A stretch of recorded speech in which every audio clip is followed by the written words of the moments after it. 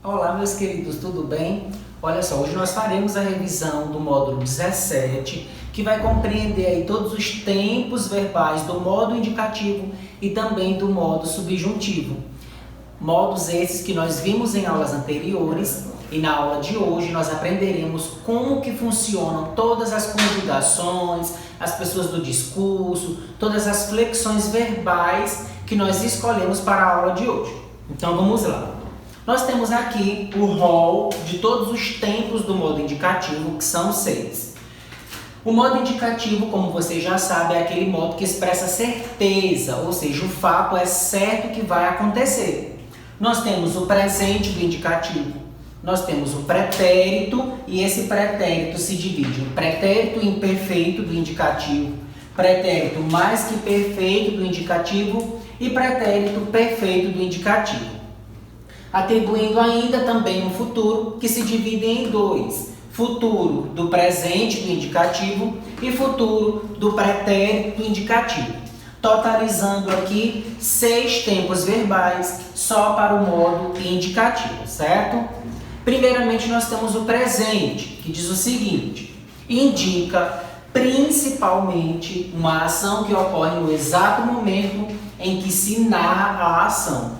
Indica também uma ação habitual, uma característica do sujeito, um estado permanente de uma situação ou a verdade científica dos fatos. Então, olha só, o presente, ele permeia por todas essas caracterizações. Este tempo verbal pode ser usado ainda para indicar uma ação que ocorrerá no futuro próximo ou enfatizar fatos ocorridos no passado. Então, o presente ele não é tão simples quanto parece.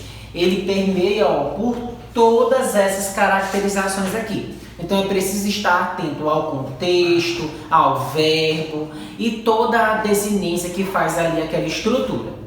Eu trouxe aqui para vocês, olha só, a conjugação de verbos no tempo presente. Especificamente, nós trabalharemos o verbo estudar, certo? Temos aqui todas as pessoas do discurso, tanto do singular quanto do plural, totalizando também 6 pessoas, e compreendendo aí a conjugação dentro do modo indicativo, mais especificamente o presente, nós temos eu estudo, tu estudas, ele estuda, nós estudamos, vós estudais e eles estudam. E nós temos também ainda o verbo trabalhar e o verbo falar. Todos eles fazem parte aí da primeira conjugação. Então, se vocês pegarem por base um deles, todos os outros vão seguir a mesma estrutura. Só vai modificar aqui, ó, o tempo verbal, tá? O verbo que nós estamos trabalhando. Continuando, nós temos o pretérito perfeito. É usado para indicar uma ação que ocorreu num determinado momento do passado. Ou seja, a ação já foi concluída. Então, vamos ver de que forma o verbo se comporta aí ao conjugá-lo. Novamente, ó, nós vamos pegar a estrutura do verbo estudar, só que agora essa estrutura vai permear, ó, em torno do pretérito perfeito do indicativo, certo? Eu estudei, tu estudaste. Olha só, eu não tenho a presença do S aí no tu, porque aqui nós estamos no pretérito.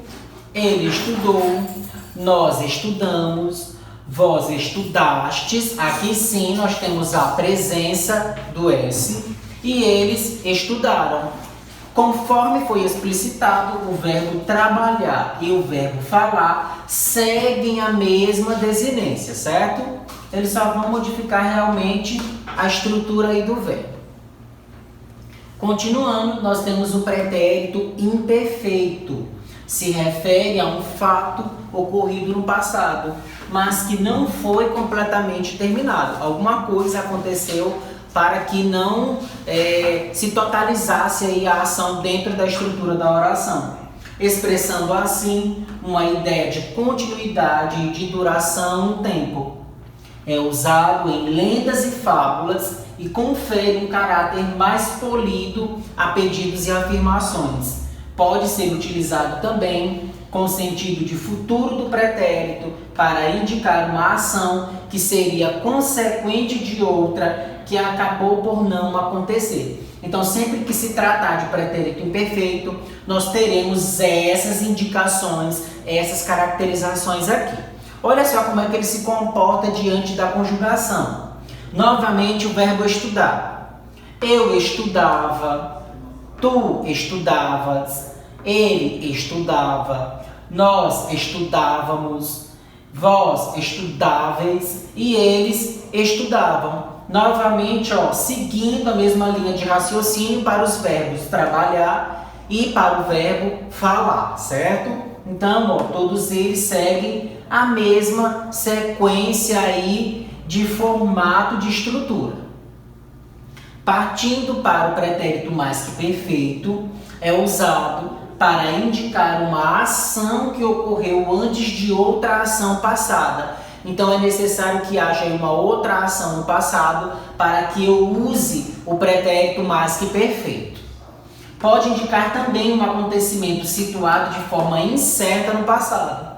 Este tempo verbal tem uma utilização muito limitada, ou seja, ele não é muito utilizado diante dos exemplos que nós colocamos no dia a dia, que nós colocamos aí para que nós possamos nos comunicar de forma clara, objetiva e direta, sendo maioritariamente utilizado em exclamações, em linguagem poética ou na sua forma composta, tá? Que nós estudaremos na aula seguinte.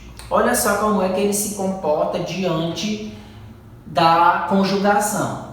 Eu estudara, muita atenção na hora de pronunciar, porque não há um acento nem agudo, nem circunflexo para indicar aqui esse som aberto ou fechado. Então, atenção aí na hora de pronunciar. Tu estudaras, ele estudara, nós estudáramos, vós estudareis e eles estudaram, tá? Professor, alguns sons são iguais a outro tempo verbal. Isso ocorre, é correto. A forma que você vai utilizar para fazer a diferenciação é o verbo colocado dentro de um contexto, ou seja, dentro de uma frase, para que você possa fazer a análise aí dos termos que estiverem conectados a ele. Novamente, o verbo trabalhar e o verbo falar seguem a mesma estrutura, certo? E também tem de ter atenção, olha só, no momento da pronunciação e escrita especificamente desse tempo verbal, que é o pretérito mais que perfeito. Então, pessoal, por hoje é só. Espero que vocês tenham gostado. Acompanhe as redes sociais e a Agenda Edu. Aguarde que nós finalizaremos na aula seguinte o restante dos tempos verbais do modo indicativo e daremos início ao modo subjuntivo. Até mais!